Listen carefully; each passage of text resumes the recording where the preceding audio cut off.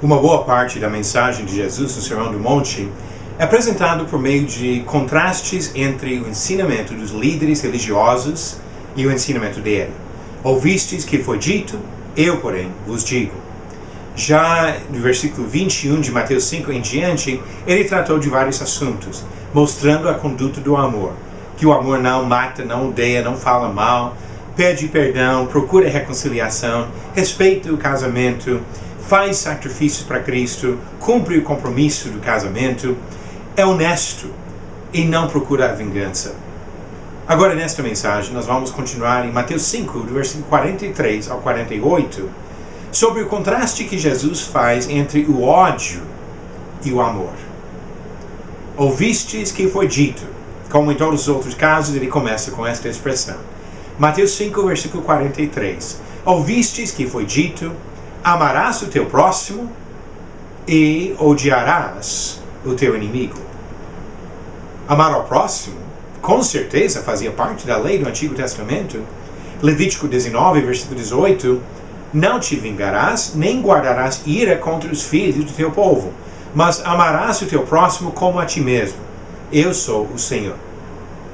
Mas os intérpretes da lei ainda procuravam um jeito de se justificar para não obedecer esta ordem de Deus de amar ao próximo. Lembra aquele caso em Lucas 10, quando Jesus falou de amar ao próximo?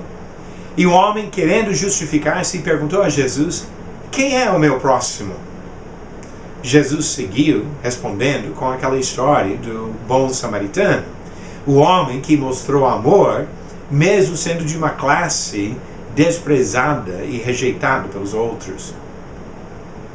Conforme a mesma lei, a lei do Antigo Testamento, qual seria a atitude para com os inimigos? A atitude de alguém que respeita a Deus. De onde veio esta expressão de odiar os inimigos? Pode ser que alguns dos líderes religiosos enfatizavam trechos como os salmos imprecatórios. Salmos onde pedia a condenação por parte de Deus contra os inimigos, que pedia a vingança e a justiça. Por exemplo, Salmo 139, versículos 21 e 22, o salmista disse, não aborrece eu, Senhor, os que te aborrecem, e não abomino os que contra ti se levantam. Aborreço-os com ódio consumado, para mim são inimigos de fato. Dá para imaginar como alguém poderia tirar esse versículo e aquele versículo de amar ao próximo e chegar à ideia de amar ao próximo e odiar o inimigo. Mas será que os fariseus e outros líderes na época de Jesus compartilhavam os motivos de Davi quando ele falou sobre a vingança de Deus contra os malfeitores? Davi falou de inimigos de Deus e de desejar o castigo sobre os inimigos de Deus. A própria lei ensinava amor, mesmo para os estrangeiros e até os inimigos. Levítico 19, versículo 34, disse, como o natural será entre vós o estrangeiro que peregrina convosco. Amá-lo-eis como a vós mesmos, pois estrangeiros fostes na terra do Egito. Eu sou o Senhor, vosso Deus. Êxodo 23, versículos 4 e 5. Se encontrares desgarrado o boi do teu inimigo, ou seu jumento, o reconduzirás. Se vires prostrado debaixo da sua carga o jumento daquele que te aborrecem, não o abandonarás, mas ajudá-lo-ás erguê-lo. Provérbios 25, versículo 21, ele disse, se o que te aborrece tiver fome, dá-lhe pão para comer. Se tiver sede, dá-lhe água para beber. Então, mesmo no Antigo Testamento, o ensinamento do comportamento do servo de Deus em relação aos inimigos foi de tratar bem, até de amar essas pessoas. E assim a lei ensinava amor para com estrangeiros e inimigos. Mas parece que muitos dos judeus, até os líderes dos judeus, tinham esquecido disso. Amavam o próximo, ou pelo menos falavam isso, enquanto odiavam o inimigo. E assim vem o contraste de Jesus e alguns dos ensinamentos mais desafiadores que encontramos no Novo Testamento. Mateus capítulo 5, começando no versículo 44, Jesus disse, Eu, porém, vos digo: amai os vossos inimigos, e orai pelos que vos perseguem, para que vos torneis filhos do vosso Pai Celeste. Porque Ele faz nascer o seu sol sobre maus e bons, e vir chuva sobre justos e injustos. Porque se amardes os que vos amam, que recompensa tendes? Não fazem os publicanos também o mesmo? E se saudardes somente os vossos irmãos, que fazeis demais? Não fazem os gentios também o mesmo? Portanto, sede vós perfeitos, como perfeito é o vosso Pai Celeste. Aqui nós chegamos ao ensinamento revolucionário de Jesus, de ensinar de fato amor para com os inimigos. Ele vai além da afeição natural. Romanos capítulo 1, versículo 31 falou sobre isso. Amor entre família e amigos é natural. É normal amar os bons, como diz Romanos 5, versículo 7. Dificilmente alguém morreria por um justo, pois poderá ser que pelo bom alguém se anime a morrer. E Jesus vai além de tudo isso e fala que nós devemos amar o inimigo. Como? Como seria possível amar o inimigo? A tendência seria de se justificar por comparações aos inferiores. Ainda bem que eu não sou ruim como aquele outro. Olha o que Jesus faz. Olhe para os inferiores, aqueles que vocês desprezam. Não fazem os publicanos também o mesmo? Não fazem os gentios também o mesmo? Então vocês não estão fazendo melhor que eles quando amam os próximos e odeiam os inimigos? Por isso, deixe de olhar para os homens, deixe de olhar para os inferiores, deixe de tentar justificar seu comportamento no procedimento de homens imperfeitos e olhe para o padrão divino. Um dos maiores desafios para todos nós é exatamente isso. Deixar de nos justificar pelos erros dos outros e olhar para a perfeição do padrão divino. Mateus 5, versículo 45.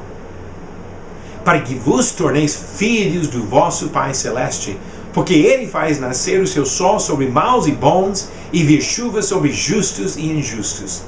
E depois, no versículo 48, ele termina esse trecho dizendo: portanto, sede vós perfeitos, como perfeito é o vosso Pai Celeste. Ame o inimigo, como Deus ama o inimigo. Jesus ainda pregaria a mesma mensagem na cruz. Paulo comentou em Romanos 5, versículo 8. Mas Deus prova o seu próprio amor para conosco. E aqui nós devemos lembrar que no que ele está dizendo aqui, nós fomos inimigos de Cristo. Ele prova seu próprio amor para conosco pelo fato de ter Cristo morrido por nós, sendo nós ainda pecadores. O desafio que ele apresenta aqui para todos nós.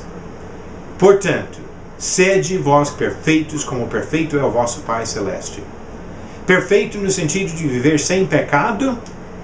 Não. 1 João capítulo 1, versículo 8 diz que nós não conseguimos isso.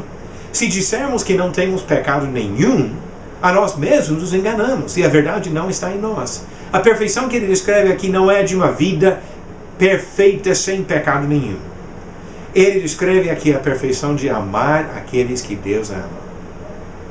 E a pergunta: Deus ama a quem? Resposta: a todos. E nós também devemos aprender a amar a todos os outros. 1 João 4, versículos 7 e 8. Amados, amemo-nos uns aos outros, porque o amor procede de Deus. E todo aquele que ama é nascido de Deus e conhece a Deus. Aquele que não ama não conhece a Deus, pois Deus é amor. Que desafio de amar a Deus, amar ao próximo e amar até ao inimigo, porque é isso que Deus pede de nós. Nesse trecho que nós temos visto, e isso numa série de mensagens, como Jesus apresentou uma série de contrastes, temos observado o comportamento do amor.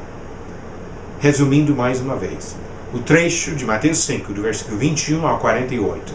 O amor não mata, não odeia, não fala mal. O amor pede perdão, e procura a reconciliação com os adversários. O amor respeita o casamento, respeita as outras pessoas, faz grandes sacrifícios para Cristo e cumpre o compromisso do casamento. O amor fala a verdade, mostra a bondade, e o amor se estende a todos, até os inimigos. Esse é o padrão de procedimento que Jesus Cristo pede dos servos dele, dos cidadãos do reino dos céus. Nós não devemos imaginar que é fácil ser cristão, é fácil ser discípulo de Cristo. Não é.